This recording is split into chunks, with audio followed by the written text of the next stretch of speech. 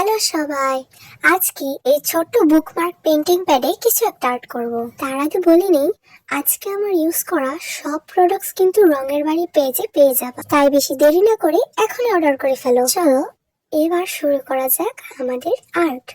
প্রথমেই আমি ব্যাকগ্রাউন্ড এঁকে নিলাম। ব্যাকগ্রাউন্ডটা এরকম যে সূর্যটা ডুবে যাচ্ছে, তাই লাল, কমলা আর হলুদ এই তিনটা কালার মিক্সড করে দিয়েছি। এরপরে গাছ আঁকবো। কালো রং দিয়ে গাছগুলো এঁকে নিই। এখানে আমি মোট তিনটা গাছ আর্ট করব। প্রথমটা একটু ছোট আর পরের দুটা একটু বড় বড়। তোমরা কি দেখেছো ব্রাশটা কত ভালো, এত স্মুথ ভাবে রংগুলো বসছিল। একদম যতগুলো ডাল দিতে মন চেয়েছে ঠিক ততগুলোই ডাল দিয়েছি। গাছে একটা পাখিও বসাতে মন চেয়েছে, একটা পাখিও বসিয়েছি, মানে একদম নিজের মতো।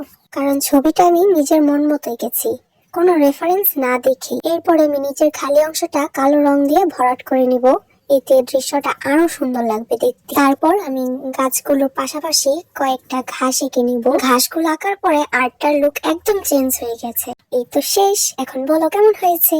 আজকের মতো এই পর্যন্তই। Tata, bye bye.